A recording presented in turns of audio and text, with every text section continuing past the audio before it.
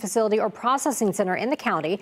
Your Orange County community correspondent Mike Valenti was in that meeting earlier today when they passed that resolution. Mike joins us now live. So what does this mean going forward, Mike?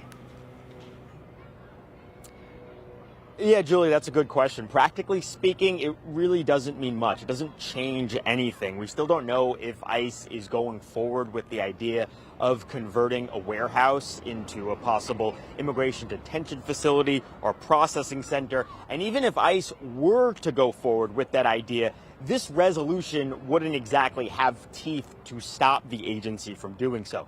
But commissioners and immigration advocates are still touting this document as an important step in signaling the county's values and priorities, telling the public Orange County opposes any ICE detention facility or processing center here. You remember in January, we were able to confirm with ICE that the agency was looking at possibly leasing a warehouse called the Beachline Logistics Center, which is within the city of Orlando's jurisdiction, to use it as a detention facility. There have been no updates on those plans since we originally confirmed the idea, but ICE's mere presence at the facility prompted a fierce backlash in the region. Now, despite the pushback, the Orlando city attorney said the supremacy clause of the United States Constitution prevented the city from blocking the feds from opening such a facility. The county attorney's office here in Orange County came to a similar conclusion, and so commission opted for a resolution. Congressman Maxwell Frost was here today to speak in favor of that resolution. Establishing a large immigration detention warehouse in the heart of one of the most visited destinations in the world sends the wrong message about who we are. And in fact, it is not who we are. So an ICE spokesperson did get back to me today, told me that the agency has no new detention centers to announce at this time. Also added that it should not come as news that ICE will be making arrests across the United States and is actively working to expand detention space. Well, live outside the Orange County Administration Building, I'm your Orange County Community Correspondent, Mike Valenti, News 6. Mike, thank you. School leaders in Brevard County are discussing possible new punishments for students who walk out of class. This comes after several recent protests about the crackdown on illegal immigration. The focus is on the district's policies about school disruptions, which already include the chance for suspensions. Today's workshop is immediately following the school board meeting. We will let you know what comes out of it later today. Happening today, crews are working to remove the iconic sign at the site of the former Pulse nightclub, and it comes just months before the 10-year mark of the mass shooting. It is the latest big step in the permanent memorial project aiming to be finished next fall. News 6's Mark Lehman was there as the work began and has an update on the work to honor those affected by the tragedy. It stood as a landmark for people visiting this site to reflect on what happened and remember the 49 lives lost. Now, a carefully planned out process is happening right now to preserve this sign while construction gets underway on a permanent memorial. It's one of the most recognizable symbols of one of the darkest days in Orlando history. On Tuesday, work begins to remove the Pulse nightclub sign from the site of the 2016 mass shooting that claimed the lives of 49. The methodical process is a big step in construction of the permanent memorial to honor the victims, survivors, and their families. And we're really all looking forward to this moving forward instead of it being just stuck in one place like it has been for 10 years. Last week, members of the design team showed renderings for the memorial, which includes a reflecting pool and a fountain wall. We start with getting the concepts right. We're hoping we're getting that, but we need to actually follow through with it. In December, crews began archiving items in the former nightclub. Then last month, fencing went up to block access to most of the site. So far, design plans on the memorial are 30% complete. I think that they've done a really fair job with everything the committee had asked for. When it comes to the sign out here, crews began the removal process at 7 this morning, and it's expected to take 3 days to be removed. Then another big step is happening next week as workers will begin disassembling the Pulse nightclub itself. That's on March 18th and expected to take several weeks. For now, reporting in Orlando, Mark Lehman, News 6. New at noon, police in Cocoa Beach arrested a man accused of exposing himself to a 7-year-old on the beach. Police say it happened yesterday morning on North Atlantic Avenue, right by the resort on Cocoa Beach. Police say 69-year-old Ray Torablas of Pennsylvania ran away after the child's father and a bystander went after him. Officers eventually found him across the street on Jamaica Drive. Torablas is charged with lewd and lascivious exhibition and providing false identification to law enforcement. He is held on a $10,500 bond. Also in Orange County, school board leaders are set to take a final vote on closing 7 schools, which could impact hundreds of students. We've been following this story for months now. 6 elementary schools and Union Park Middle School are all on the chopping block. District leaders have said they have no choice after enrollment fell by another 7,000 students this year, far more than originally expected. The drop has led to millions in lost funding from the state, but many parents have been fighting the plan, saying the disruption would be devastating. We're changing their before school care. We're changing their after care. We're changing their teachers. We're literally changing everything. All of the schools are set to close, are operating well under capacity. Tonight's school board meeting is set for 5 o'clock. And of course, we will stay on top of this. We have a team coverage for you this afternoon.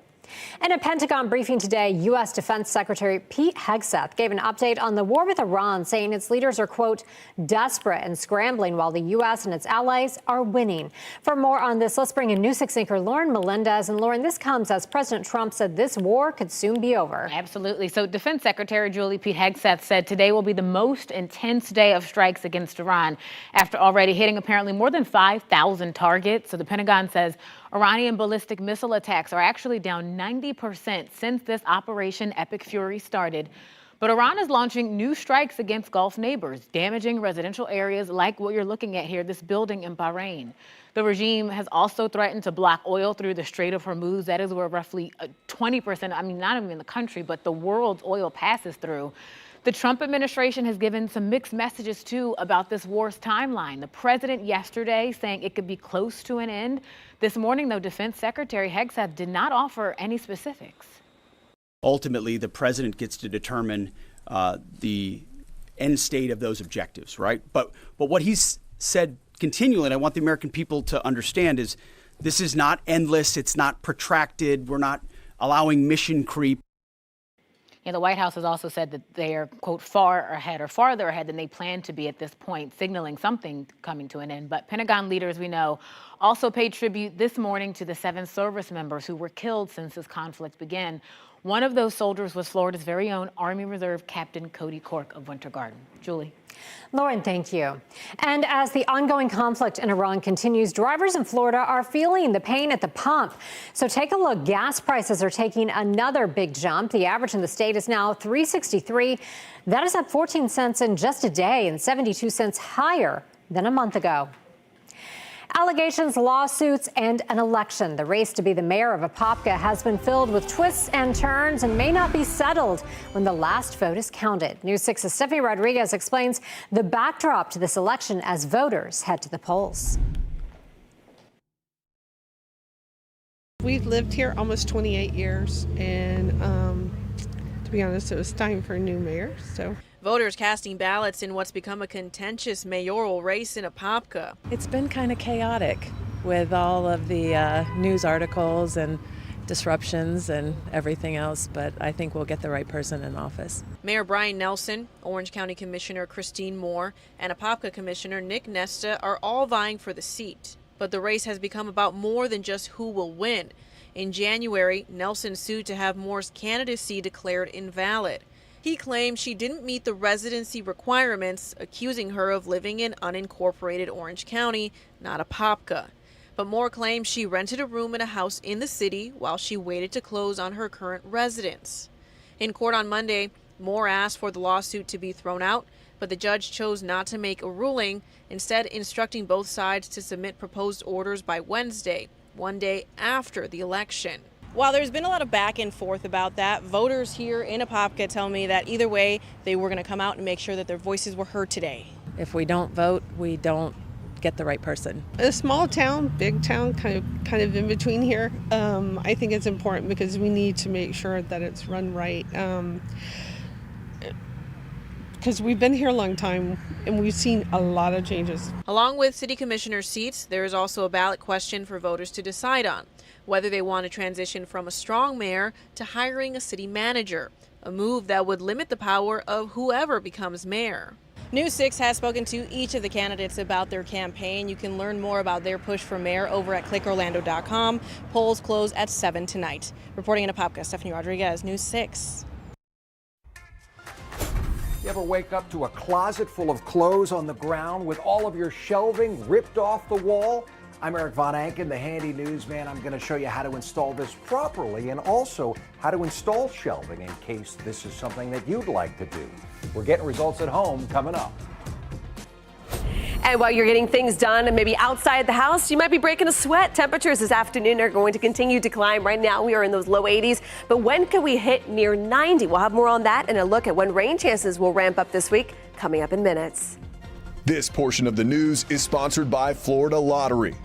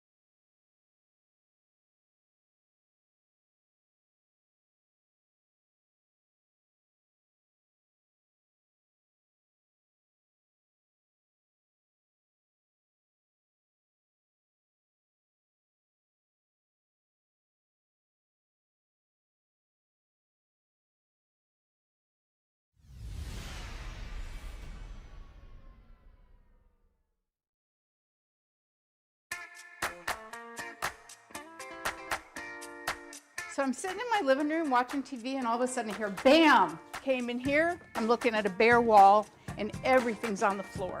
Yeah. You got it fixed though. Yes, I got it fixed. Apparently the wrong screws were used. Okay. And now my major concern is the guest closet. Oh. So Eric, this is my guest closet, equally full of clothes. Also full, I see. Okay. We're going to try and make sure that this doesn't fall down.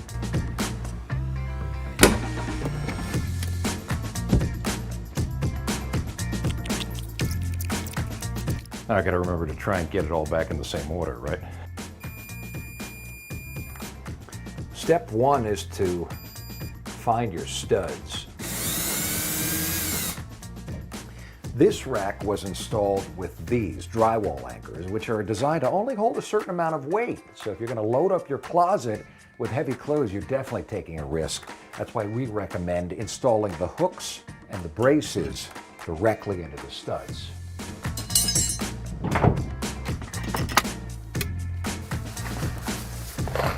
Step 2 is now install or reinstall the new hardware into the studs.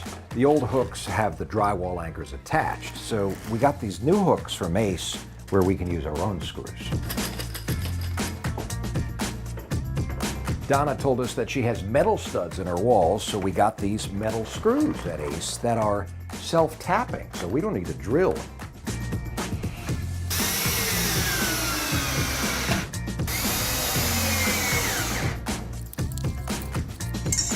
Now these are key, and this is your house hack. Do not forget the braces. We're going to put these back, also making sure to install them into the studs. All right, gonna go get Donna. So Donna, it doesn't look a whole lot different, but I guarantee you it'll work a lot differently. We could probably hang on this. Try that after we leave, but I guarantee you it will hold your clothes. Well, I really appreciate you and Channel 6 coming and doing this for me. Glad we could help. We're gonna get your clothes back in here now. Thanks again.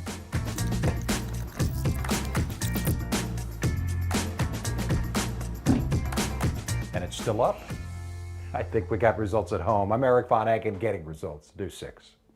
All right, let's take a live look outside for you in Brevard County. Doesn't that look nice? So much blue sky. This is our Launch Credit Union camera. Chief Meteorologist Candace Campos is here, and some of us closing in on 90, but it's not going to stick around. No, thank God. It's still too early for steady 90s in the forecast. We don't normally see that till about the end of May, early June. All right, let's talk about the week ahead.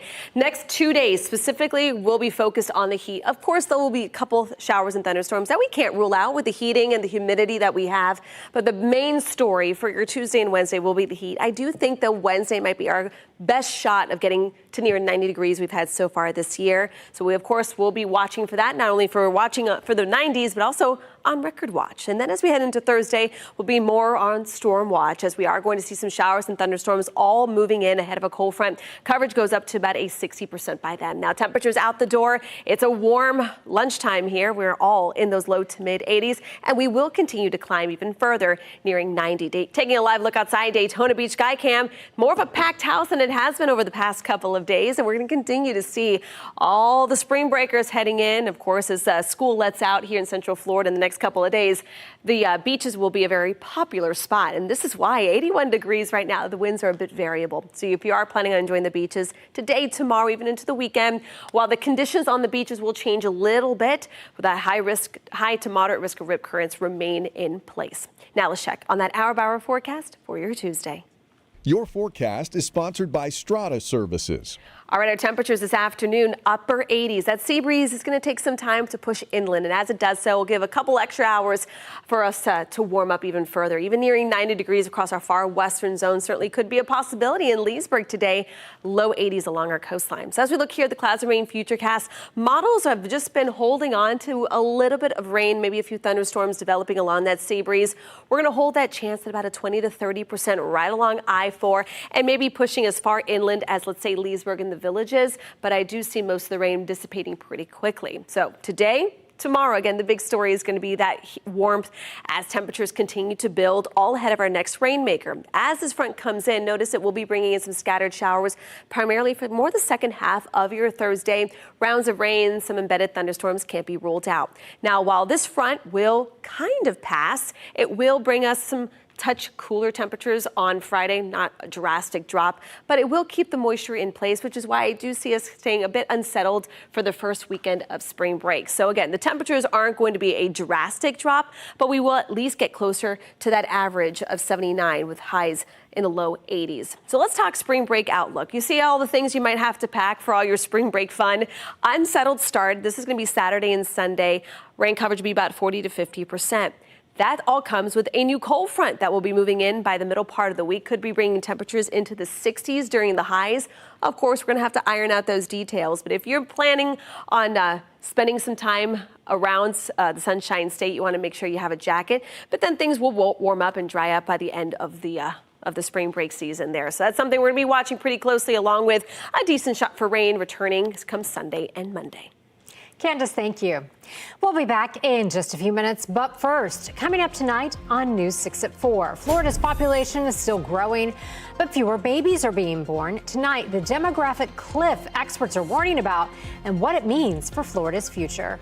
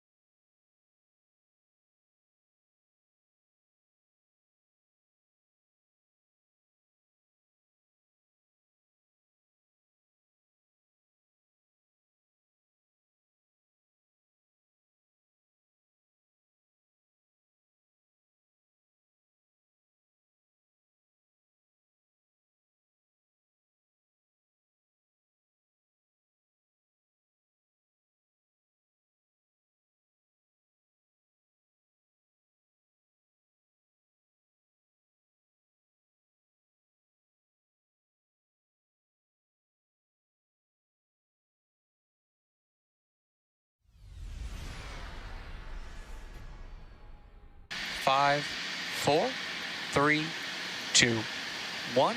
Ignition and liftoff. Go Falcon, go Echo Star 25. Overnight, another successful rocket launch for SpaceX. The Falcon 9 mission carrying a broadcast satellite for Dish lifted off just before 12:30. That's a little later than first planned. The next Falcon 9 launch is expected Thursday at 6 o'clock in the morning. Check out our primetime lineup on News 6 Plus. Matt and Ginger have a new take on the day's news on News 6 tonight. That's at 9. Meteorologist Jonathan Kegas answers your weather questions at 9:30. Then watch the late news an hour earlier. It's all tonight on News 6 Plus. Download our streaming app for free. Search WKMG in your smart TV's app store. It's also available on Roku, Apple TV, and Fire TV.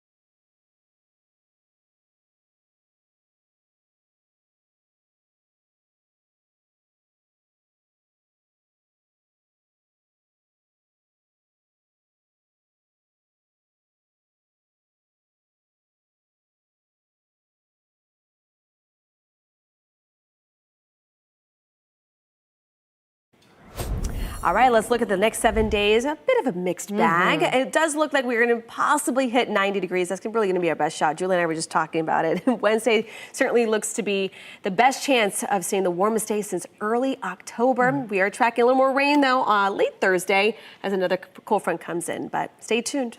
Yes, fun spring break coming up. All right, Candace, thank you. Thanks for joining us. Our next newscast is at 3. I'll see you then.